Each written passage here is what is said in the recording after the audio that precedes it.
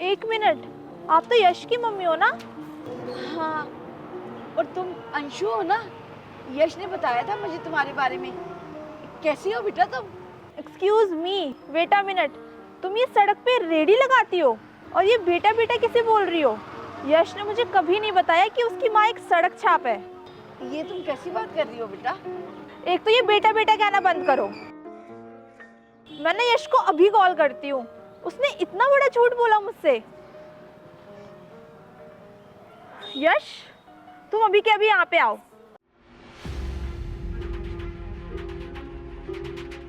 अंशु क्या हुआ? तुमने मुझे यहाँ इमरजेंसी में फोन करके क्यों बुलाया? माँ आप ठीक तो है?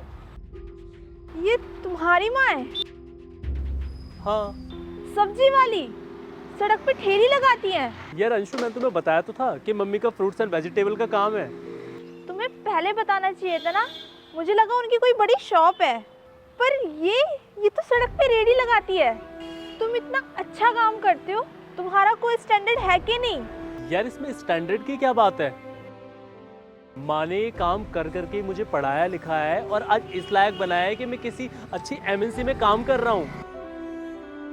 और अगर मेरी माँ का मन है सब्जी की रेडी लगाने का तो उसमें प्रॉब्लम क्या है? और अंशु वो खुश है इस चीज में। तो तुम इन्हें कोई और काम भी तो करा सकते थे ना। मेरी होने वाली मदर इन लॉ सड़क पे रेडी का काम करती है। मैं क्या मुंह दिखाऊंगी सोसाइटी में लोगों को? अंशु तुम ना अब ओवर रिएक्ट कर रही हो। देखो यश, अगर तुम्हें मेरे साथ रहना है ना तो अपनी मम्मी को कोई और काम कराना होगा या फिर इन्हें छोड़ना होगा।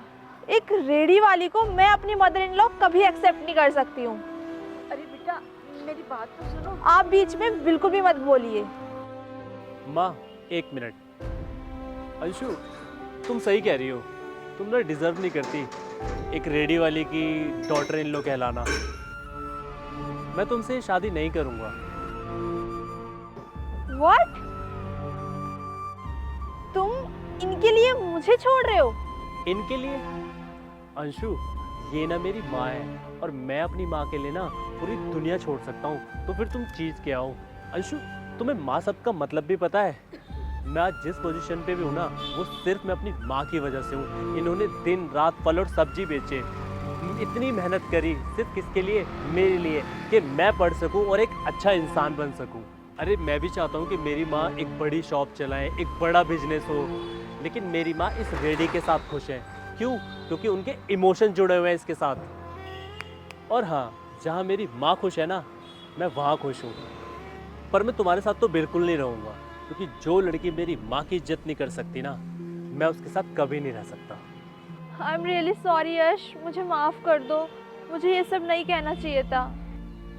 ये सब तुम्हें ना मेरी माँ से बदतमीजी करने से पहले सोचना चाहिए था। और अंशु तुम एक बात बताऊं, तुम ना एक लड़की हो इसलिए इतनी शर्म कर रहा हूँ। अगर तुम्हारी जगह कोई और होता और वो ऐसे बदतमीजी करता मेरी माँ के साथ में तो मैं उसे यही जान से मार देता। So now please get out from my life and get out from here. Get out. Yash please. Get out. Yash please. Leave.